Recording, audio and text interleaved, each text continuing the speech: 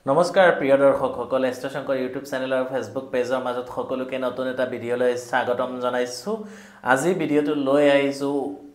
29th of March অৰ্থাৎ 29 March শনিবাৰে শনি 30 বছৰৰ পিছত মীন ৰাশিত প্ৰৱেশ। শনিয়ে এটা ৰাশি পৰিৱৰ্তন কৰোঁতে মানে প্ৰায় 2.5 বছৰ লাগে, তো তেনেকৈ 2.5 বছৰ কৰি প্ৰায় 30 বছৰ পিছত গৈ পেলাই শনিদেৱে মীন ৰাশিত প্ৰৱেশ কৰিছে। আৰু সেই মীন ৰাশিত 30 বছৰ পিছত প্ৰৱেশ আৰু সেইদিনা 29 মাৰ্চ সূৰ্যগ্ৰহণো আছে। সূৰ্যগ্ৰহণটো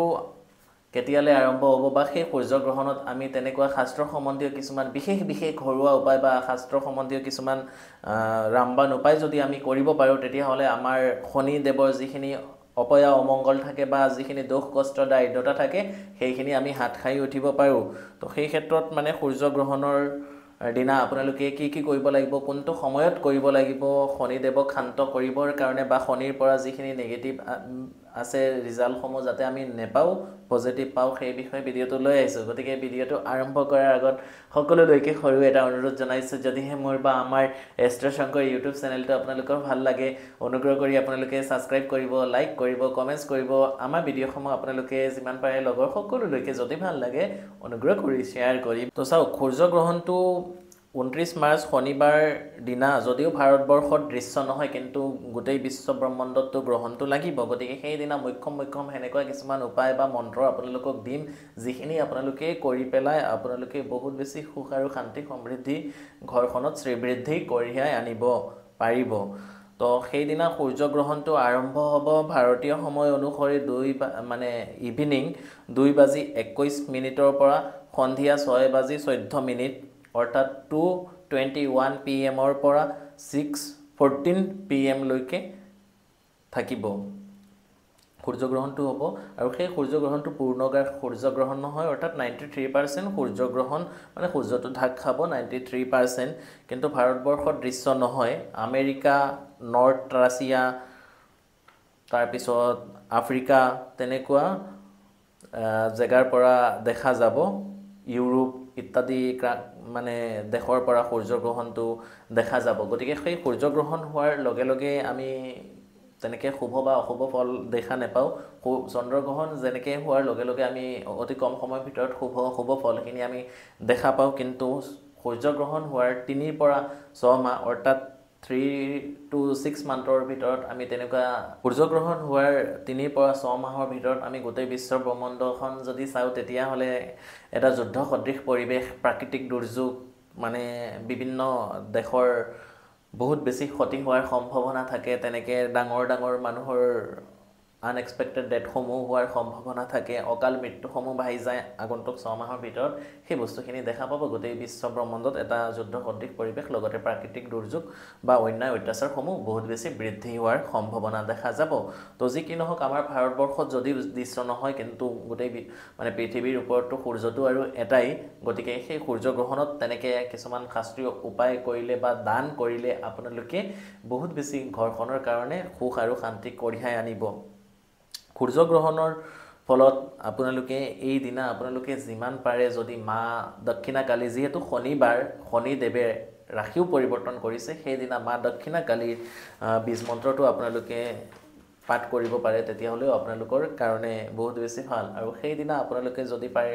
যিকোনো বগা অপৰাজিতা ফুলৰ শিপা বা নীলা অপৰাজিতা ফুলৰ শিপা আনি পেলাই আপোনালোকে শিৱ বাবাৰ গ্ৰহণ চলাকালীন আপোনালোকে স্পৰ্শ কৰিব নোৱাৰে, কিন্তু ভাৰতবৰ্ষত যিহেতু গ্ৰহণটো নাই, আপোনালোকে ভগৱানৰ সন্মুখত বহি এই কামখিনি আপোনালোকে কৰিব পাৰিব। ভগৱানক বা ঈশ্বৰক আপোনালোকে নিজ হাতেৰে গ্ৰহণ চলাকালীন টাচ নকৰিব, অকণমান দূৰত তেওঁৰ চৰণৰ সন্মুখত থৈ দিব।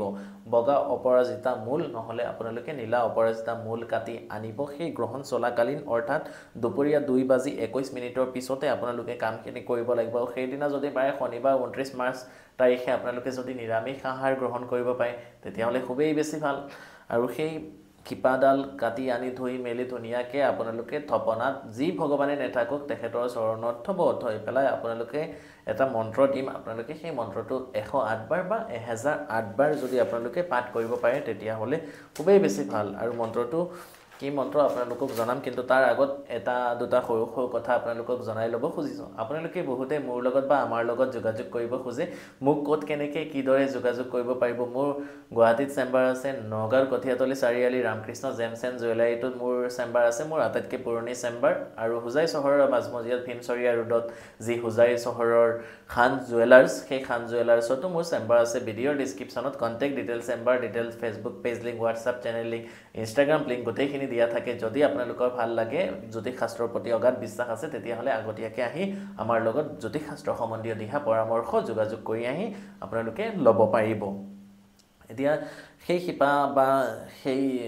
অপৰাজিতা ফুল হওক বা গছৰ শিপা হওক আনি পেলাই ধুই মেলি আপোনালোকে ৰঙা কাপোৰত বান্ধি পেলাই আপোনালোকে মা কালী বা যিকোনো দেৱী শক্তি বা শিৱ বাবাৰ সন্মুখত আপোনালোকে থৈ পেলাই আপোনালোকে এই মন্ত্ৰটো 108 বাৰমান আপোনালোকে পাঠ কৰিব ভিডিঅ'ৰ ডিছক্ৰিপশ্যনত মই মন্ত্ৰটো ইংলিছেৰে লিখি দিম আপোনালোকে ভালকৈ মোৰ কোৱাৰ লগে লগে আপোনালোকে উচ্চাৰণ কৰি এই মন্ত্ৰটো আপোনালোকে কৰিব ক্ৰিং ক্ৰিং ক্ৰিং ৰিং ৰিং হুং হুং দক্ষিণা কালিকী ক্ৰিং ক্ৰিং ৰিং ৰিং হুং হুং স্বাহা মই মন্ত্ৰটো আকৌ এবাৰ আপোনালোকৰ সুবিধাৰ্থে শুনাই দিছোঁ গ্ৰহণৰ দিনা এই মন্ত্ৰটো যদি আপোনালোকে যি উদ্দেশ্য লৈ আপোনালোকে পাঠ কৰে আপোনালোকৰ অহা এবছৰৰ ভিতৰত আপোনালোকৰ মনৰ আশাখিনি পূৰণ হ'বলৈ বাধ্য আপোনালোকে বিশ্বাস নকৰিব পাৰে আপোনালোকে ভক্তি আৰু মানে মনৰ পৰা এই কামখিনি কৰক 100% নিশ্চিত আপোনালোকৰ যিখিনি প্ৰব্লেম আছিলে তাৰ পৰা আপোনালোকে বহুতখিনি ৰিলিফ পাব ক্ৰিং ক্ৰিং ক্ৰিং ক্ৰিং ক্ৰিং ক্ৰিং তিনিবাৰ ক'ব লাগিব ক্ৰিং ক্ৰিং ক্ৰিং ৰিং ৰিং হুং হুং দক্ষিণা কালিকী ক্ৰিং ক্ৰিং ৰিং ৰিং হুং হুং স্বাহা মই মন্ত্ৰটো আকৌ আপোনালোকৰ সুবিধাৰ কাৰণে দুবাৰ তিনিবাৰমান গাই দিছোঁ ক্ৰিং ক্ৰিং ক্ৰিং ৰিং ৰিং ৰিং হুং হুং দক্ষিণা কালিকী ক্ৰিং ক্ৰিং ৰিং ৰিং হুং হুং স্বাহা ক'ব আপোনালোকে চকু মুদি বহি এই মন্ত্ৰটো মিনিমাম আপোনালোকে 108 বাৰ 1008 বাৰ 10008 বাৰ আপোনালোকে পাঠ কৰিব মা কালীক উদ্দেশ্য কৰি আৰু মনে মনে জপ কৰিব আপোনালোকে নিজে শুনাকে তেতিয়া চাব আপোনালোকে নিজে ৰিজাল্ট পাই যাব গ্ৰহণৰ সময়ত যদি আমি তেনেকৈ মন্ত্ৰসমূহ জপ কৰিব পাৰোঁ মন্ত্ৰ সিদ্ধ হৈ যায় আৰু মানে সাধকক মনে বিচৰা ফলসমূহ আপোনালোকে পাবলৈ সক্ষম হয় এই উপায়খিনি আপোনালোকে কৰি চাওক ৰামবান উপায় আৰু সেইদিনা আপোনালোকে সন্ধিয়া এই কামখিনি কৰাৰ পিছত শনিৰ যিখিনি দান থাকে সেই দানখিনিও আপোনালোকে কৰিব পাৰিলে খুবেই বেছি ভাল ওচৰত থকা যদি জলাশয় বা নৈ আছে তেনেকুৱা জেগাত আপোনালোকে যাব বা আপোনালোকৰ ওচৰত থকা বটগছ বা আহত গছৰ গুৰিত গ'লে খুব বেছি ভাল আটাইতকৈ বেছি ভাল হয় বটগছৰ গুৰিত যাব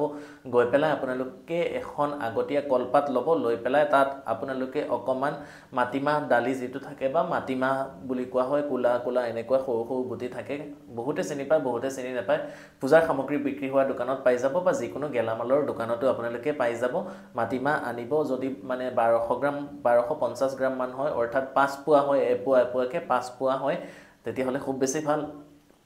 5 পোৱা মাটি দালি দিব অৰ্থাৎ 1250 গ্ৰাম মাটি দালি আগতীয়া কলপাতখন ধুই মেলি বটগছৰ গুৰিত অকণমান পানী চানি ছটিয়াই লৈ ধূপ চাকি জ্বলাই ল'ব কেনেকৈ কি কৰিব লাগিব গোটেইখিনি আপোনালোকক জনাই আছোঁ